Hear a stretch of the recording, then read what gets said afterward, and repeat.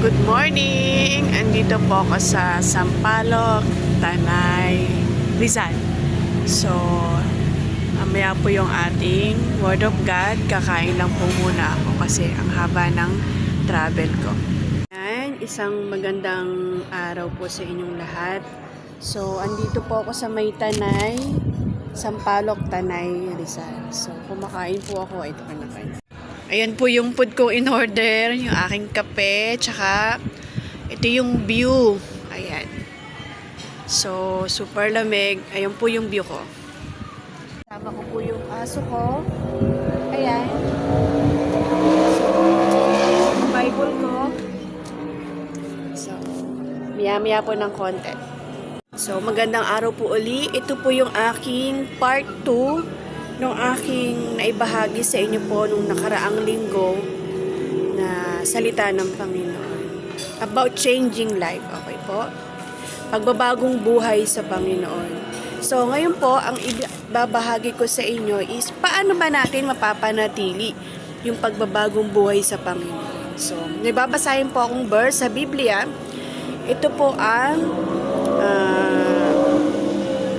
kaduksong nung aking naibahagi sa inyo na nakaraan linggo. Sa John 3:16, siguro po yung iba talagang naririnig na itong verse na ito. Pero babasahin ko pa rin po sa inyo. Sabi dito sa John 3:16, sapagkat gayon na lamang ang pag-ibig ng Diyos sa sangkatauhan, kaya't ibinigay niya ang kanyang kaisa-isang anak upang ang sino man sumampalataya sa Kanya ay hindi mapahamak, kundi magkaroon ng buhay na walang hanggan. Uulitin ko po, John 3:16, sapagkat gayon na lamang ang pag-ibig ng Diyos sa sangkatauhan, kaya ibinigay niya ang Kanyang kaisa-isang anak upang ang sino man sumampalataya sa Kanya ay hindi mapahamak, kundi magkaroon ng buhay na walang hanggan. Last week po, naibahagi ko sa inyo yung dalawang bahagi kung bakit ang isang tao ay hirap na hirap magbagong buhay, di ba? Una doon yung mga karanasan sa nakalipas na nakatanim sa isipan. Pangalawa, yung mga tao na nasa paligid niya. Okay po? So, ito yung kaduksong. Paano naman natin mapapanatili kung tayo ay humingi na ng tawad sa Panginoon, pinatawad na tayo, nilinis na tayo sa ating mga kasalanan. So, paano natin mapapanatili yung pagbabagong buhay sa Panginoon? Kasi tunay nga po na hindi naman talaga natin kaya magbago kung wala ang tulong ng Panginoon. At yan ay nasabi ko na nung nakaraan linggo. Ngayon, kailangan natin mapanatili iyon. Kasi hindi naman pwede na 1 week ka lang magbabago, 1 month ka lang magbabago, or 1 year ka lang magbabago, then babalik ka na sa dati mong buhay. Okay, ang sabi doon, ang sinumang sasampalataya at tatanggap kay Jesus Christ ay magkakaroon ng buhay na walang hanggan. Buhay na bago, buhay na hanggang sa langit, hanggang doon sa tahanan ng Panginoon. Ngayon, paano natin mapapanatili yung pagbabagong buhay? Kung tayo, tinanggap na natin si Jesus Christ sa buhay natin, siya na yung ating Panginoon at tagapagligtas, di ba, humingi tayo ng tawad sa Panginoon sa ating mga kasalanan. Humingi tayo ng kapatawaran. Iniligtas tayo ng Diyos doon sa kasalanan na yon. Kasi, pag tayo hindi humingi ng tawad sa Panginoon at hindi natin tinanggap si Jesus Christ bilang Panginoon natin sa ating buhay, talagang tayo ay pwedeng mapapahamak, hindi pwede, mapapahamak talaga dahil sa ating mga kasalanan. Ngayon, dahil tinanggap natin si Jesus Christ bilang Panginoon at tagapagligtas, pinatawad ang ating mga kasalanan, iniligtas tayo ng Diyos dun sa kasalanan na pwede natin ikapahamak ng ating kaluluwa. Ngayon, bago na tayo sa Panginoon. Paano natin mapapanatili yung bagong buhay sa Panginoon? Once na si Jesus Christ ay nasa buhay natin, meron na tayong pattern, meron na tayong manual, meron tayong direction. Paano ko nasabi? Kasi ang Diyos, ang Panginoon, marami siyang mga aral, mga payo na ibibigay sa inyo sa pamamagitan ng kanyang salita o ang Biblia. Yun yung ating magiging pattern sa buhay. Meron tayong susundan ng manual para yung pagbabagong buhay natin ay makakbang tayo ng tama, maayos, mabuti sa mundong ito.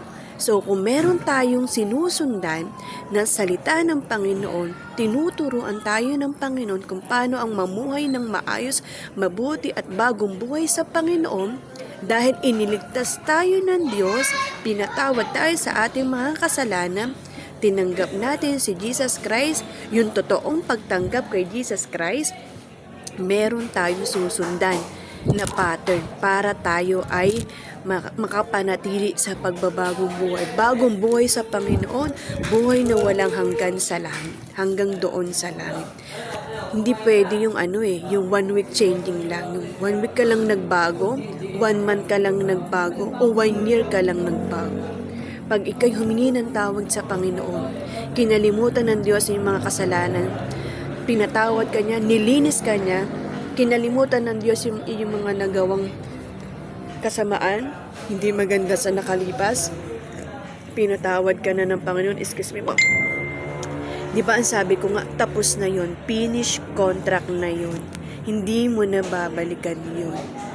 Kasi, pag binalikan mo yon, para mo na rin sinabing wala na talagang chance na mabago ang buhay mo. Parang dating yaot dito ka na lang sa isang lugar, pabalik-balik ka na lang sa dati mong buhay. Kailangan mapanatili mo yung pagbabagong buhay sa Panginoon. Tanggapin si Jesus Christ sa buhay mo bilang Panginoon at tagapagligtas ng buhay mo. Pinatawad ang iyong mga kasalanan sa nakalipas. Sa mahabang panahon na ikaw ay nagkasala sa Panginoon, nilinis ka na. So, panatiliin mo na yung kalinisang ibinigay sa iyo ng Panginoon. Yung pagliligtas ng Panginoon sa iyo. Yung pagpapatawad sa iyo ng Panginoon doon sa mga nakaraan mong taon na nagkasala ka sa Diyos. Panatiliin mo na yun hanggang ikaw ay tumanda, hanggang kunin na ng Panginoon ang buhay mo, panatiliin natin. Hindi na tayo babalik sa dating buhay natin. Okay? Kasi tinanggap na natin si Jesus Christ. Ang offer ni Jesus Christ ay buhay na walang hanggan. Kaya, kung tinanggap natin si Jesus Christ, may bagong buhay tayo sa Panginoon. May buhay din na walang hanggang na in-offer ang Panginoon. Diba? Meron tayong pattern, may manual, meron tayong direction na sinusundan dahil ang salita ng Panginoon ay pagtuturo, pagpapayo, pagbibigay ng mga lecture para tayo ay matuto, maging maayos ang buhay habang tayo naglalakbay dito sa mundong ito, kung paano tayo magiging mabuting tao. Binago ng Diyos ang ating buhay, lahat ng iyo, meron tayong susundang pattern. Makikita ng mga tao sa paligid natin na talagang tayo ay binago ng Diyos ang ating buhay. Pinatawad tayo, nilinis tayo sa ating mga kasalanan. Bakit? Kasi si Jesus Christ nasa puso natin, nasa sa buhay natin, tinanggap natin. Kinakailangan totoo ang pagtanggap natin sa Panginoon. Hindi yung dahil sa una lang, kailangan taimtim sa puso natin ang pagtanggap sa Panginoon upang mapanatili natin ang pagbabagong buhay sa Diyos. At ang buhay na walang hanggan na regalo ng Panginoon ay hanggang dun sa langit. Okay? Meron pa po tayong part 3 kasi mahaba pong usapin ito. Sa susunod na lang po ulit. Maraming po salamat at God bless po sa bawat isa sa atin.